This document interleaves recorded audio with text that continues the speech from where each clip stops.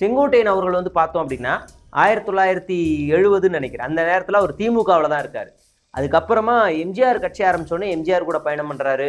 அப்புறம் ஜெயலலிதா அவங்க அந்த நேரங்களில் நடந்த சம்பவங்கள் எல்லாத்துலேயுமே கூடவே இருக்கிறாரு. இப்படியே வராரு.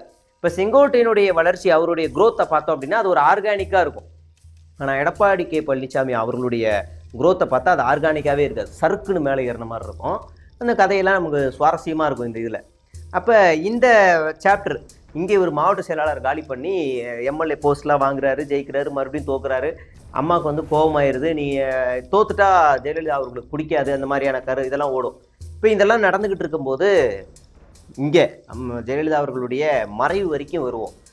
அந்த நேரத்தில் அவங்க வந்து 2வது முறை காவல்துறை இந்த சிபிஐ சொத்து குவிப்பு வழக்கில் கைது செய்யப்படுறாங்க. அப்போ ஒரு லிஸ்ட் எடுக்கிறாங்க. அப்போ யார் இந்த வாட்டி முதலமைச்சர் ஆக்கலாம், ஏற்கனவே டான்சி வழக்கு அது வேறு, அப்போ ஓபிஎஸ் முதலமைச்சராக இருக்கார். இப்போ யார் முதலமைச்சர் ஆகலாம், இவங்க வந்து சிறைக்கு போகிறாங்க அப்படின்னும் போது பேர் யார் இருக்குது அப்படின்னா செந்தில் பாலாஜியுடைய பெயர் இருக்குது.